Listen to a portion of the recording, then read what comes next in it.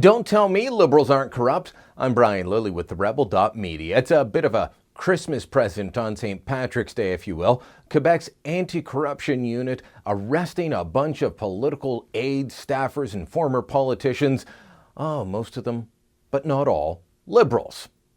Officers from the Investigation and Corruption Division of UPAC arrested 7 individuals who are presumed involved in a criminal strategy surrounding activities of fraudulent political funding, undue obtaining of government grants, or being awarded public contracts.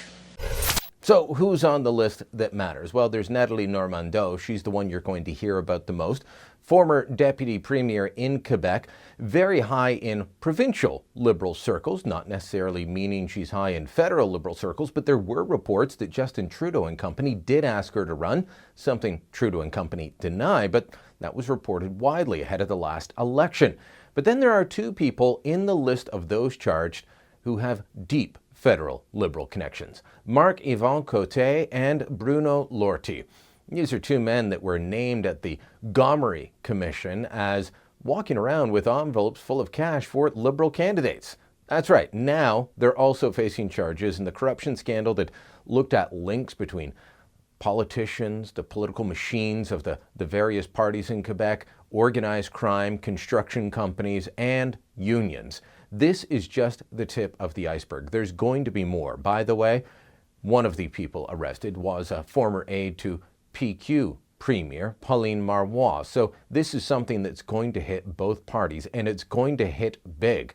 No one's even going to remember that Philippe Couillard, the current premier, was bringing down his budget at the time that the cops were rounding up politicians and laying charges. Here's the thing, though. Here's my takeaway from this. People like to look at it and say, there you go, Quebec's corrupt again.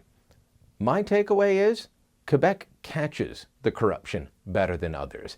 You can't tell me that there isn't something to be said for having a press gallery that's heavily focused on provincial issues and a police service that takes this kind of stuff seriously.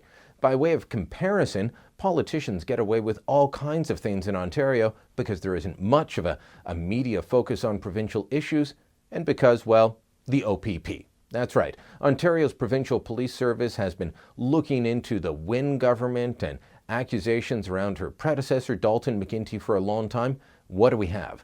2 people charged in an email scandal. We've got 1 person charged for allegedly making a bribe, and there are other investigations that are ongoing. More should have happened by now, but it simply doesn't because the Ontario political police tend to look the other way for Liberals. So I say bravo to Quebec and their anti-corruption unit. They're not looking away when it comes to the provincial Liberals. They're not looking away when it comes to the Parti Québécois and the separatist cause. But do remember this, most of the people arrested were Liberals, some of them with strong federal Liberal ties. Like I said, they gave away envelopes full of cash for the Liberals.